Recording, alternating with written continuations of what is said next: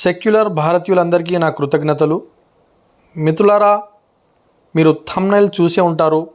అందులో ఇండియాలో ఎవరుండాలి, మీరా మేమా? నా ఉద్దేశం మతోన్మాదులా లేక సెక్యులర్ వాదులా అనేటటువంటి టాపిక్ రేపు లేదా ఎల్లుండి అప్లోడ్ చేసే ప్రయత్నం చేస్తాను. ఎందుకంటే ఇది రంజాన్ మాసము, ఉపవాసాలు, ప్రత్యేక ప్రార్థనల రీత్యా నేను అప్లోడ్ చేయలేకపోతున్నాను. సో అందాక మీరు ఈ ఒక చిన్న కథతో సరిపెట్టుకుంటారని ఆశిస్తున్నాను. ఆ కథ ఏంటంటే, ఒక పెద్ద అడవి, ఆ అడవిలో ఒక గుంటనక్క యొక్క స్వభావం ఎలాంటిదన్నది మన అందరికీ తెలిసిందే. అదే అడవిలో ఒక పెద్ద చెరువు, ఆ చెరువులో కొన్ని చేపలు ఉండేటివి.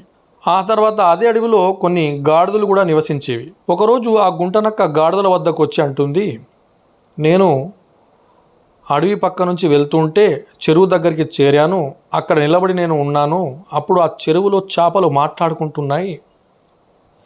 ఎలాగైనా సరే ఈ గాడిదలపై యుద్ధం చేసి వాళ్ళను తరిమి కొట్టి లేదా చంపేసి ఈ అడవి మొత్తాన్ని మనం జయించాలి అని ఆ చేపలు మాట్లాడుకుంటున్నాయి. మిత్రమా, ఓ గాడిదలారా, మీరు వెంటనే ఈ అడవి ఖాళీ చేసేస్తే మీకు బాగుంటుంది అని ఆ నక్క ఆ గాడిదలతో చెప్పడం జరిగింది.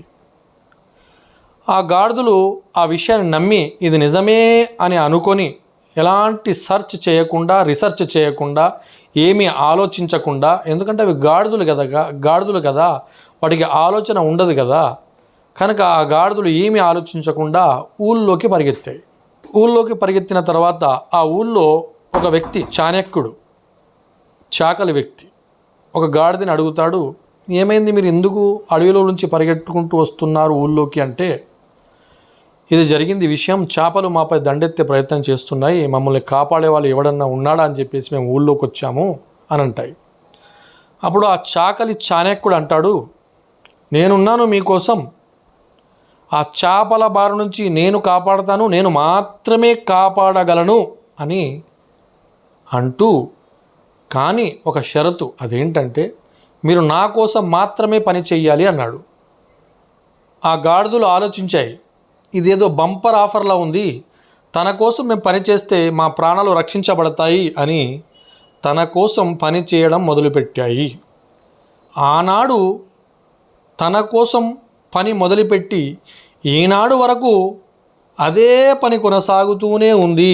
ఆ గాడిదల పైన బట్టలు, రకరకాల సామాగ్రి వేసి ఈ చాణక్యుడు ట్రాన్స్పోర్ట్ బిజినెస్ కూడా మొదలుపెట్టేసుకొని హాయిగా జీవిస్తున్నాడు.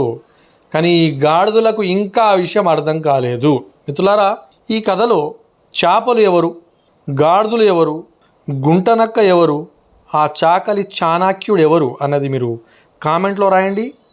రేపో ఎల్లుండో వీడియో వస్తుంది. పూర్తి వీడియో మీరు చూడాలని నేను కోరుకుంటున్నాను. జై హింద్.